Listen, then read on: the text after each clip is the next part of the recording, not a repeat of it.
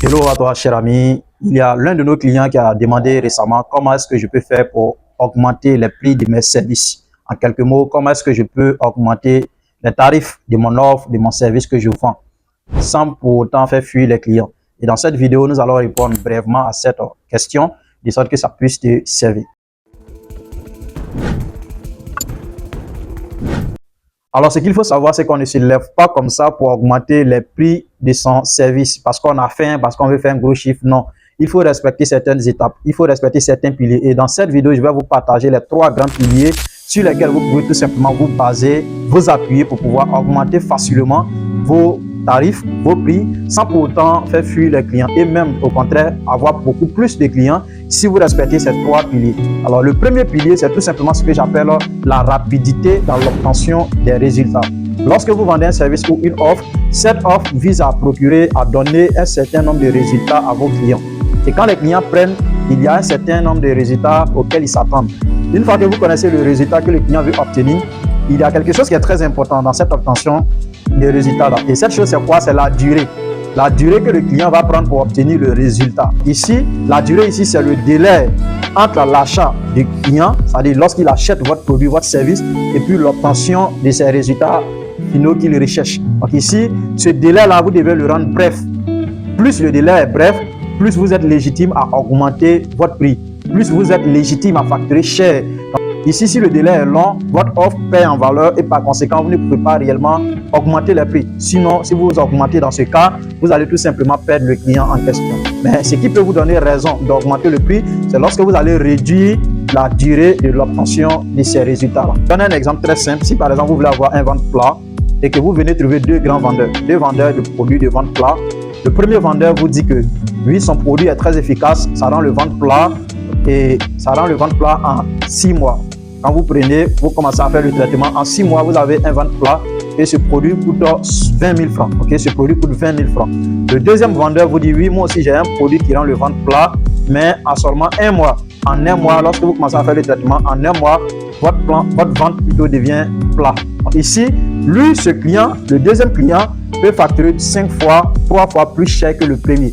Le deuxième client dont le produit rend le ventre plat en 1 mois est capable, est légitime de facturer son produit 5 fois plus. C'est-à-dire il peut facturer le produit à 100 000 francs. Il peut facturer le produit à 50 000, 70 000 sans toutefois vous perdre. Parce que ici, ce que vous recherchez, c'est le ventre plat. Donc sûrement, vous voulez que ça soit rapide. 6 mois, peut-être, c'est un peu long pour vous. Donc ici, le fait que le même résultat va s'obtenir en 1 mois, vous êtes beaucoup plus motivé à prendre, même si c'est cher. Et c'est comme ça que vous devez fonctionner. Faites de sorte que le client puisse obtenir ses résultats le plus bref possible. Le deuxième pilier sur lequel vous devez jouer pour pouvoir facturer cher, c'est ce que j'appelle la soustraction de souffrance et d'effort. Lorsque les clients doivent obtenir un certain résultat avec votre service, votre offre, ils ont quand même à fournir un certain nombre d'efforts, à faire des sacrifices pour pouvoir obtenir les résultats. Sauf que de nature, l'homme n'aime pas fournir assez d'efforts. L'homme n'aime pas faire beaucoup de sacrifices. L'homme n'aime pas souffrir. Donc ici, qu'est-ce que vous devez jouer sur ce pilier pour pouvoir facturer cher? C'est de réduire l'effort et les sacrifices que le client doit fournir pour pouvoir obtenir le résultat. On prend toujours le cas de la personne qui va avoir le ventre plat.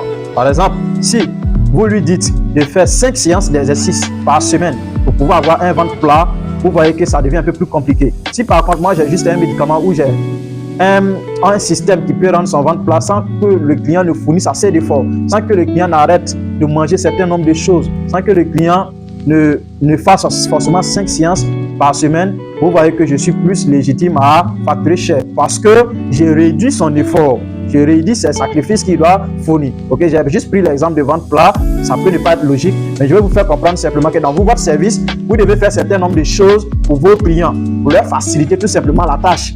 C'est tout. Je prends comme exemple dans les moyens de transport, okay, on a tout simplement les voies aériennes et puis les voies terrestres. Vous avez vu que les voies aériennes sont toujours plus chères que les voies terrestres, c'est normal.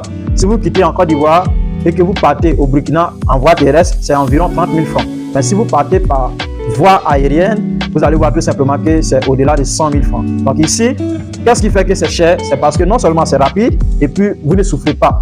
Comme si vous prenez, contrairement plutôt à lorsque vous prenez la voie terrestre. Donc ici, l'effort que vous devez fournir, le sacrifice, la souffrance que vous devez endurer en prenant la voie terrestre est réduit par la voie aérienne. La rapidité également, raison pour laquelle on vous facture cher. Et bien évidemment, il y a toujours des personnes qui prennent la voie aérienne malgré que c'est cher.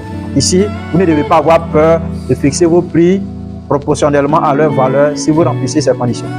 Le troisième pilier sur lequel vous devez jouer pour facturer facilement vos services en chair, c'est tout simplement les preuves sociales. Aujourd'hui, les clients sont beaucoup plus enclins à acheter avec vous à n'importe quel prix lorsqu'ils ont la certitude que vraiment ce service ou cette offre va leur permettre d'obtenir les résultats qu'ils recherchent.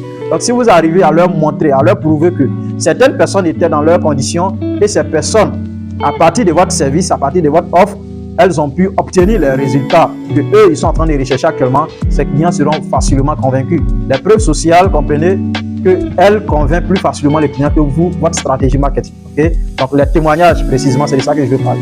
Qu'est-ce qu'il faut faire à ce niveau? Lorsque vous commencez votre business, votre entreprise, essayez de mettre en place un système de recyclage de témoignages. Par exemple, lorsque vous aidez un client à avoir des résultats, vous pouvez mettre un système en place de sorte qu'il puisse vous faire un retour, okay, par rapport à son expérience, par rapport à comment est-ce qu'il apprécie votre produit, tout simplement, ou votre service. Donc ici, le client va tout simplement vous laisser des témoignages, que ce soit en texte, en vidéo de préférence, et ces vidéos vont vous permettre de faire de la publicité. Lorsqu'un prospect vient, que le prospect doute, vous allez tout simplement montrer ses preuves sociales, ses témoignages, et par conséquent, cela va briser les barrières, les freins à l'achat. Donc ici, voici les trois piliers sur lesquels vous devez vous concentrer, vous devez réellement jouer pour pouvoir facturer cher tout en obtenant des clients. Donc ici, récapitulatif, la rapidité. Une fois que vous connaissez le résultat que les clients veulent, faites de sorte que ce résultat s'obtienne dans un délai plus bref. La deuxième des choses, c'est de réduire leur effort et leur sacrifice qu'ils doivent fournir pour pouvoir obtenir le résultat désiré.